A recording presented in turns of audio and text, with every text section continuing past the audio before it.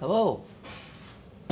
So we're in Rose Corner, and for all my new subscribers out there, for those that don't know what Rose Corner is, it's when we sit down and we have a little chat. Not like the nighttime chats, but a real serious talk about gun rights, gun restrictions, that type of stuff, and then maybe some rants here and there. So I want to start this off with because I did receive an email January 16th from my senator. I'm sorry, this will kind of concern Indiana residents that kind of follow my channel, but this is also something pretty good for people that are not Indiana residents to bring up at some kind of legislative meeting or write your own politician, or pretty much whatever they're called nowadays. So this is going to pretty much revolve around Indiana in a nutshell. So I wanted to start off with this, and I've written some stuff down, and there's some new gun laws in the works for the state of Indiana that are being put forth. And I'm going to go through some of these laws and talk about a couple of them, because some of them are no-brainers, but in this day and age, we have to watch out for what politicians do. I do, and when you keep on asking me, well, you're not talking a specific political party. I don't believe in the two-party system. That's just that's just me. I believe Democrats and Republicans are both struggling for the same thing, and that's power. To restrict us citizens and to gain as much power as possible. That's my interpretation of Democrats and Republicans. So I do not refer to them as that. I refer to them as politicians, critters, whatever I deem fit. So please bear with me on that. So for the state of Indiana, came January 1st of last year, 2017, they enacted a couple good laws. Some where you could carry a firearm without a license in your vehicle to and from the place of purchase or the shooting range. So that was a good law they enacted. Another good one is you could walk around your property without having to obtain a concealed and carry license, but the firearm, they snuck it in there, but the firearm has to be visible. So you cannot conceal and carry on your own private property unless you have a concealed carry license. But if you don't, you have to carry openly on your private property. I thought that was kind of strange because it's private property, but nonetheless, they passed that law. So there was a couple good laws that they passed and a couple bad laws they passed. For instance, a bad law was for people that were victims of domestic violence, abuse, or anything along those lines, that they were able to get a 60-day grace period to carry a weapon concealed. After those 60 days, then they would have to apply for a permit to carry concealed. The thing about that is, if Indiana would jump on the ship of other states in our union and pass constitutional carry, they would never have to fool around with this law, pass it to one person to the other, have it heard on the floor, go through a bunch of hands. All they had to do was pass constitutional carry, and that person from that unfortunate event, domestic violence, would already be able to obtain a firearm and not have to have a 60-day grace period. They would have that for the rest of their life with constitutional carry. So that was a meaningless law that they had to pass. Constitutional carry was on the legislative ballot for last year, but with the recent scumbags that have done horrible acts, that was shelved along with share and national reciprocity, and we could go into that. So that was some of the things for the state of Indiana that they kind of corrected and then they kind of faltered on. So these are the new bills, and for you folks that are new to the Second Amendment or new to gun owning, politicians will try and change numbers of bills to confuse you, to put you off the beaten path and give you a runaround. So please pay attention to your bill numbers and if they change. HR 38 had changed multiple times, and which that was supposed to be a clear national reciprocity bill. Nothing else added until politicians got a hold of that bill and started inflicting the Fix Nix Act into it. So please pay attention to your bill numbers, because they will try and fool you, because that's what they try and do as politicians. So let's go through some of these laws or these bills that are being put forth in my state, my home state of Indiana. Senate Bill 20 is hunting with a pistol caliber cartridges to be protected in Indiana. In Indiana, you can use a handgun to hunt game if you are a hunter. So that's a pretty good bill. I understand that bill. That's something that should always be protected, so you can hunt with a pistol. So that's a good bill. That is Senate Bill 20. The next one that was proposed is Senate Bill 33. This legally possesses firearms on school grounds if they are an employee, a volunteer, or attending religious services at a house of worship on the school grounds. So that basically states that teachers, anybody volunteering, or churches, you can carry a firearm legally as long as you're a law-abiding citizen on those premises, which with the recent scumbags that unfortunately did the act in Texas, it'd be a really good idea that we could carry a handgun in church, or we could carry a handgun in school grounds if we're volunteering, if teachers are teaching. I don't believe in the run, hide, and fight back aspect. My job has that aspect. And what would I fight back with if I do not have something along the lines of a firearm? I think that makes no sense not to give teachers the ability to fight back, protect those students that they love so much, that they like to teach, that they like to mush their minds with great material to help them through life. So it only seemed to me relevant that you give those teachers a means to protect themselves. God forbid another Columbine or anything along those lines of the campus shootings in college. Give the teachers the means to protect themselves. Give the volunteers the means to protect themselves. Running, hiding, and fight back with what? That makes no sense. I don't know where that came from. I don't know who made that up. I think they're delusional, whoever made up this run, hide, and fight stuff. I think that's completely and utter nonsense. So that is Senate Bill 33, which I strongly support. The next one is Senate Bill 198. 198 will allow non-resident disabled veterans to obtain an in-state hunting or fishing license for use at a specific veteran event. That's another good one. I believe that one should be passed.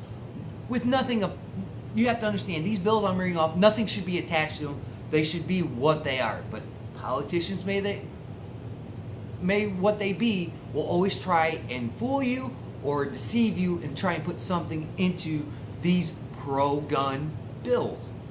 But this one will let veterans from out of state, if they're coming to a VFW event, a fishing event of something that the VFW is holding, or the DAV, or something in that category for veterans, this would help them obtain a license so they could participate in that function. That sounds pretty good to me. So look out for that bill, and that is 198, Senate Bill 198. Now, these next couple of bills, they're iffy. They are really iffy, but we'll go through them.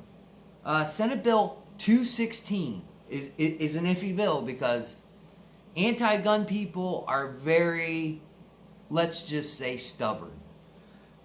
Removal of gun-free zones, improving ability for law-abiding citizen to protect themselves and family in public. It said loved ones, but I put family because that's basically what it is for gun-free zones. You're basically in a gun-free zone with your family.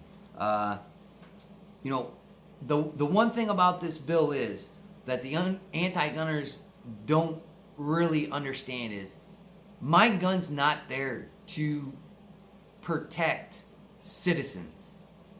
If the need had to arise, I would defend myself if I got into a situation like that and the person that was being threatening was close to me or very close to my vicinity. That would be the only time I would protect people. And some people would call me selfish. But what you have to understand is you have these rights. Constitutional rights, you have them. You have the right to go to the gun store, file 4473, and purchase a handgun, purchase a shotgun, a rifle, or anything of those means. You have that ability. So please don't depend on me and what my sidearm is to help you in a situation, God forbid, that will arise from time to time. My gun is to protect me in a situation or my family or loved ones. Gun-free zones do not work. I have said this since the day they talked about gun-free zones and they implemented them. That is an open hunting season that scumbags see because they know it's either a police officer or a security guard. There's no teachers with a gun. There's no volunteer. There's no janitor. You know, there's nobody employed that has a gun except for here in Indiana we call them a resource officer. It's when an officer stays at the school. That's pretty much the only guy that has a firearm, and he's only carrying a handgun because his car's out in the parking lot. So gun-free zones do not work. They are an utter fallacy, and I don't care what the other side of the bridge says. They are a complete fallacy. It opens us up to be so vulnerable, to go into an area where we have nothing to protect ourselves. And like always, I carry my EDC knife in gun-free zones because I'm a law-abiding citizen, and I don't want to take the risk to lose my constitutional rights. But yet, there's a couple bills in front of this that would prevent that. Prevent me for just carrying a knife and have me carry a firearm in a gun-free zone and get rid of the term gun-free zones. It doesn't really work that way for gun-free zones. If you think gun-free zones work, I think you should go and check yourself into a mental hospital because you probably believe in other things that are not true. So moving on, we have Senate Bill 237. It's the extension of the concealed carry license to 5 years. You might as well just go get a lifetime. Just go get a lifetime. In the state of Indiana, you can get a lifetime CCL, CCW, whatever it's called in your state. It's just the license that says you can conceal and carry. Just go get a lifetime. I don't even know why they have this Senate bill on here. 237 should just go away. They should just have what we're going to talk about next. And that is House Bill 1022. Now, 1022 is constitutional carry. Constitutional carry says you don't need a license to carry a handgun. So that's why we don't need Bill 237 to extend your CCL to 5 years. If anything, it'd be national reciprocity license so you can carry in other states and be recognized. Other than that, in your own state, you should be able to carry a firearm without being taxed. Taxation is theft. This is theft. This is against the Second Amendment. It's a taxable thing that they do, which is illegal in my eyes and many others that are pro-2A supporters. So, Senate Bill 237, it sounds good, but you're taxing me for something that is my constitutional right. 1022 is constitutional carry. I've been begging for constitutional carry at this point. It was sitting there ready to be passed, ready to be voted on, hitting the floor and be done and over with, and Hoosiers could get constitutional carry. But they drug their feet on it, and then all of a sudden some scumbag in Vegas does something terribly bad, and we'll get to that in a few because this is going to be a little bit of a longer video. But constitutional carry is something we all should do. It's already sitting there. It's already been proposed, and it was shelved. And I don't like that. It's very detrimental to gun owners, to ordinary citizens that want to protect themselves. And the only reason why is because of Senate Bill 237, which is a conceal and carry license or permit to conceal and carry. It's a tax thing. Why would the state of Indiana want to ruin that? Well, I have a question for you. If other states are legalizing marijuana and making such a big profit, and then other neighboring states like Michigan and Illinois have alcohol buying on Sundays, you could probably find revenue somewhere else and tax me for a conceal and carry license. Just saying. The last one is Senate Bill 429. This will remove a provision require applicants to pay an application fee in order to obtain a 4-year CCL license for handguns. Again, license, pay, license, tax for 4 years. Go get a lifetime. Either that, pass constitutional carry, give us a clear HR 38 or whatever you want to name this bill. Give us a clear bill of national reciprocity. I will buy a license that says that I'm a concealed carry holder in the state of Indiana, so I can move around the union and not be bothered by crummy states like New York, Illinois, California, and all those other people that think guns are bad, the other states. So this is just another thing about conceal and carry licenses. Just give us a national reciprocity license. I'll live with it, and I'll pay the tax for that as long as it's a lifetime permit. No more taxing, no more 3 years, 5 years, 4 years. Just give us a lifetime license to conceal and carry, to go to other states. Not in our home state, but just to go to other states. If you're following what I'm saying about that. This is why this is House Bill 1022. I'll go back to it again. Constitutional carry is something I have written my senators for many, many fucking years. And sorry for the language, but I believe it's everybody's interest to protect themselves and their family and not be taxed to do it. Senators have already tried to, or they might have already voted for them to carry a handgun without a license. Now, what makes these lawmakers any more special than you and I? I work. I don't sit on the floor and babble about gun-free zones and how great they are, or constantly babble about stifling the budget, or about something the president does that quite doesn't fall into their niche of how they live their lifestyles. I work hard. I work hard for my family. I work hard for my kids. You know, I shouldn't have to be taxed to protect them. I should have my constitutional rights recognized and given to me without any paying of a penalty. So I pushed for constitutional carry for quite some time in my state.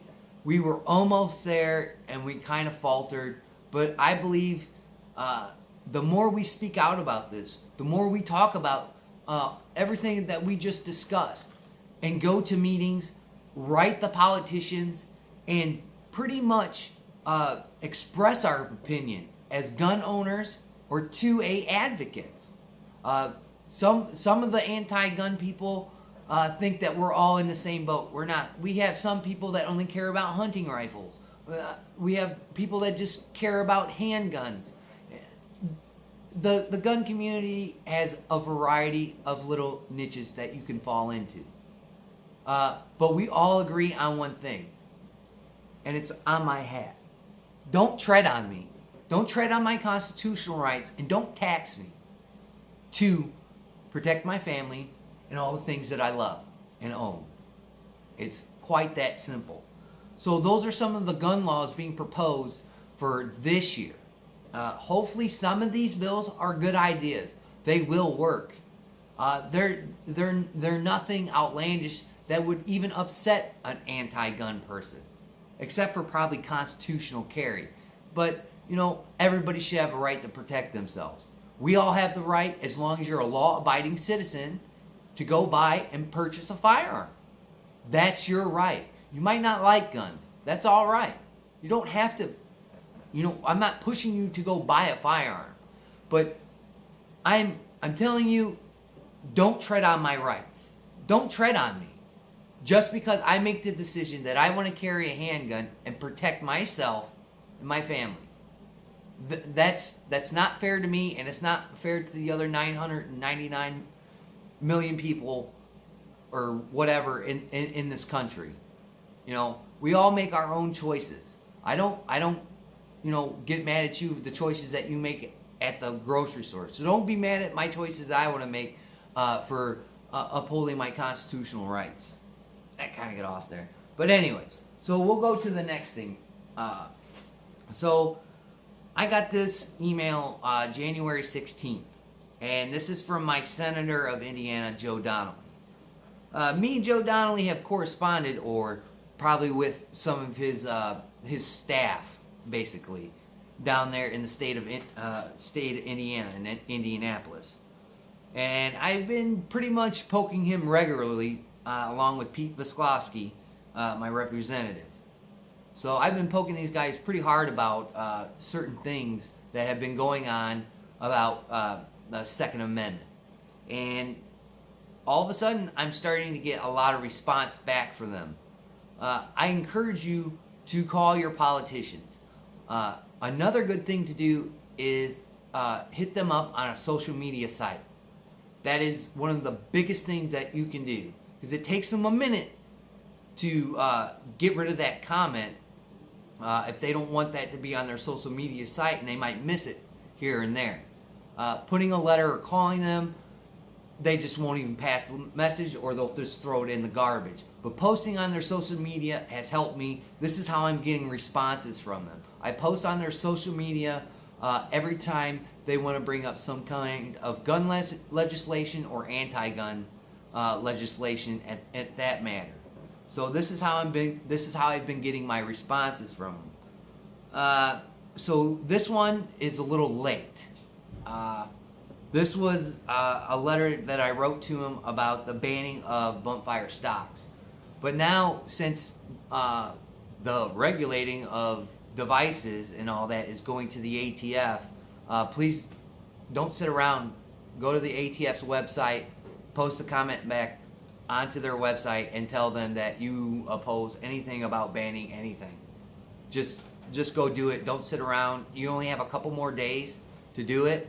I know SHOT Show's coming up for some people, and they're gearing up for that, but please tell all your subscribers, tell your friends, tell your family to go onto the ATF's website and put their comments down, and tell them that the regulation of all this stuff is complete and utter nonsense. The banning of triggers and all that is just complete nonsense. So please go down and tell your friends down at your local watering hole, your friends, your family.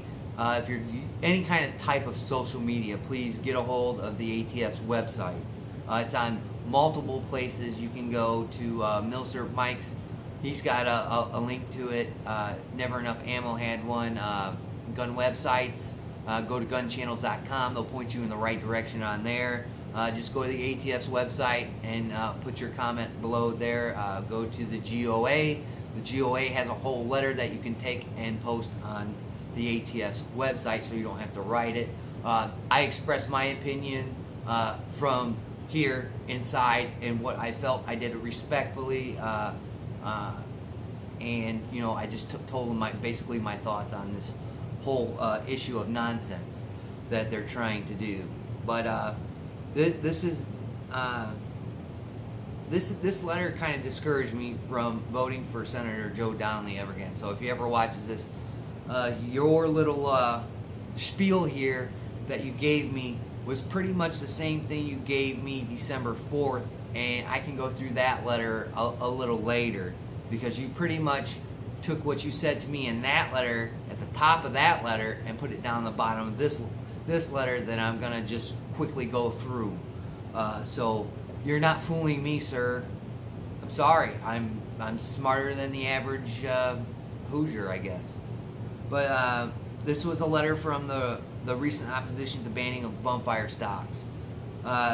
So he proceeded to tell me the story of the scumbag from Las Vegas, and I won't say his name. I refuse to.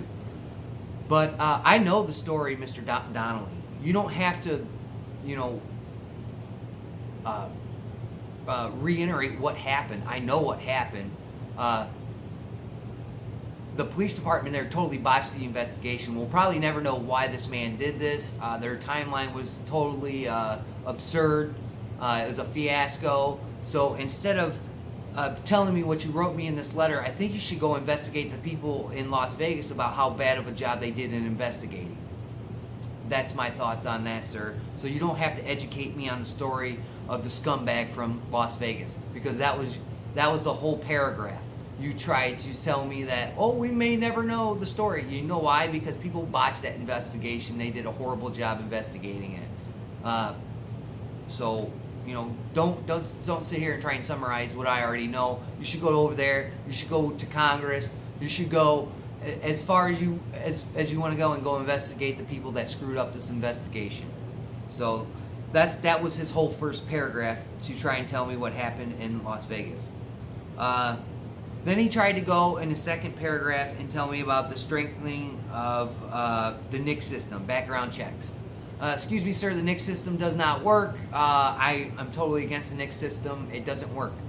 I had a family member go buy a firearm, and they got put on a hold.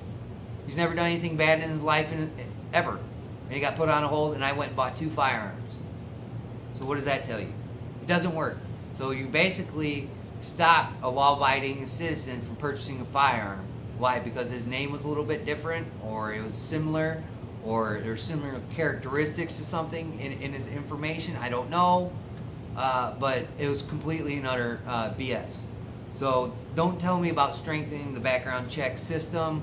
The NICS check doesn't work. Anything in that HR 38 or whatever kind of number they want to give that bill, it should just be Clean Reciprocity Act with nothing of fixed NICS of any kind. If you're going to do something, senators, politicians, or whoever you are over there in Washington, scrap it. Scrap it and be done with it, because the NICS system does not work. It was proven the other day. I forgot who had the story on it. They tried to purchase, the FBI or the ATF tried to purchase several firearms online and try and get people to follow up and sell them illegally. And they did it. They tried it 70-something times, and guess how many times that they succeeded in getting some kind of firearm illegally? 0. So we police ourselves in this community. We don't need you to do that. That was a prime example, and I hope that's a thumb in the eye, because the NICS system is pretty much a bunch of poop. So he goes on to talk about the combat illegal purchase guns, selling, trading, who should not have access. It's pretty well known who shouldn't have access to firearms. We all know who these people are. If you want to do a background check, I guess so be it, but your criminal record comes up there and you won't be able to buy firearms. That's basically what it does. The system they have in place, it stops, I guess, sometimes, but in the end, the NICS system doesn't really do anything, and criminals are going to do whatever they can, and whatever means necessary to get a firearm. That's basically what it is. I am a victim of a violent crime. I would like to know where the scumbag got the firearm that imposed it on me. So that would be pretty good, but unfortunately they botched that investigation as well. So he led this, and this is a direct quote from the email that I got.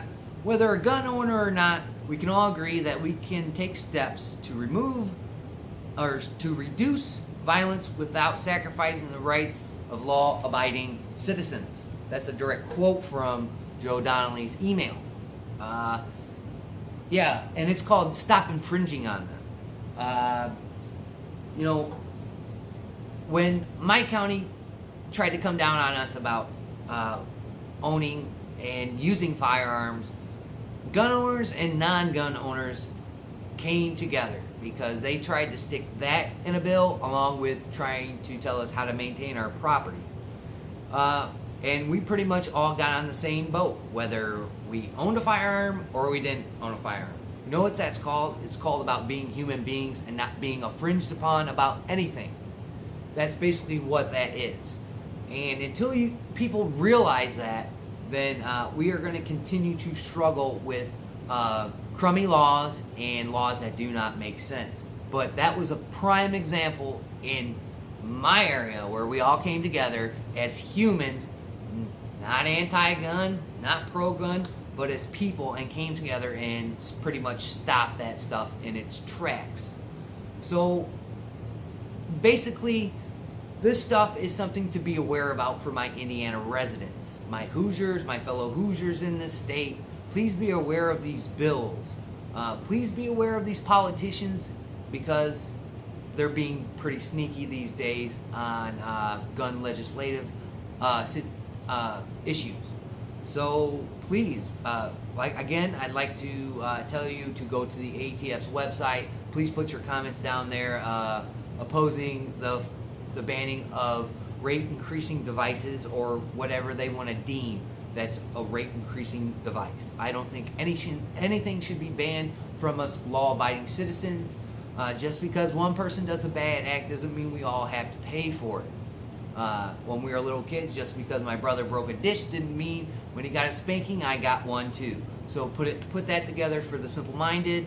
And again, please be aware, my fellow Hoosiers, about these Senate bills and the House Bill 1022. Please push for that. I encourage all my representatives, all my senators, to stop dragging their feet on constitutional carry. There's other states in the union that have it, and please go look at their data. It's just that simple. So again, I'd like to thank all my old and new subscribers and just the people that zip through my channel. I greatly appreciate it. Unfortunately, YouTube has taken another turn, and I'm buckled in, so I'm ready to ride this ride. Their monetization plans have changed, and that's fine with me. I support my channel out of my own pocket, and I love giving stuff away to my subscribers, my friends, whatever you want to call them. So in light of the recent events for YouTube, I still encourage you to put out any content that you love to do, whether it be guns, toys, firearms, makeup, anything that drives your passion in life. Okay, guys? Comment below. Subscribe to my channel. Go check out the other channels on my subscription list. And like always, folks, I will catch you on the next one.